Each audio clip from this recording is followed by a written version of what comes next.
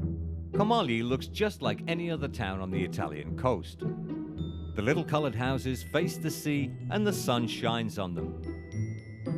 But if you look carefully, you'll see something very interesting. In the town of Camogli, there are many things that seem real, but they're not. This fishing village near Genoa is full of trompe-l'oeil, a type of art in which nothing is what it seems to be. For example, in this particular village, windows open in solid walls. There seems to be elaborate stonework, but it isn't stonework, it's paint. And while some flowers die, other flowers live for years.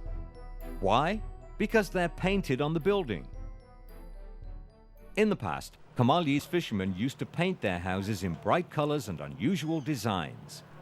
They did this so that they could easily see their homes from the water. Then in the 1700s, this style of art became a way to make small, simple buildings look grand and seem like they cost a lot of money. Now there are still thousands of trompe-l'oeil houses in this area, but only a few artists still paint them. Raffaella Stracca is one of these artists. She learned this style of painting from her grandmother. Raffaella uses a mixture of old and new methods to create her work. Facciate dipinte. You find a lot of these painted facades in the area of Liguria, a lot. But for a while, it seemed like no one was doing them anymore. It takes a long time to become a good trompe-l'oeil painter. Raffaella has worked for 20 years to be able to paint stone so well that it looks real, even if you're close to it. Like most painters, Raffaella learned trompe-l'oeil from other artists, not in a school. But these days, there are fewer artists, fewer teachers, and fewer places to learn the technique. In Florence, the Palazzo Spinelli Art School has one of the few trompe-l'oeil programs available. Painters work a full year to learn how to make everything from trompe-l'oeil stonework to fake doors. Even though most students aren't from Italy, they understand that the technique is a very Italian tradition. I haven't seen anywhere else in the world as much of trompe-l'oeil and mural paintings as much as here in Italy. Carlo Pera is one artist who studied trompe-l'oeil and made a business out of it.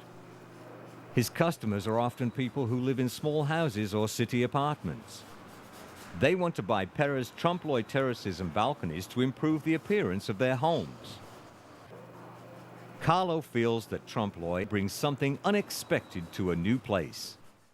Trompe-l'oeil means bringing the central city of Milan to the sea, or the sea to the mountains, or even the mountains to the sea.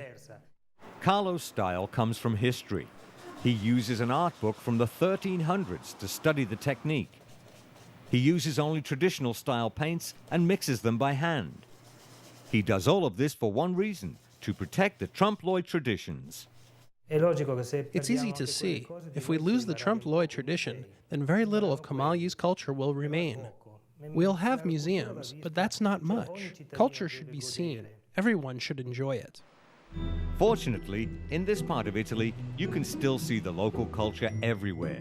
It's in the street, in the bay, and in the cafes of the town. But remember, in Camogli, what you see might not be what you think it is. So don't always believe your eyes.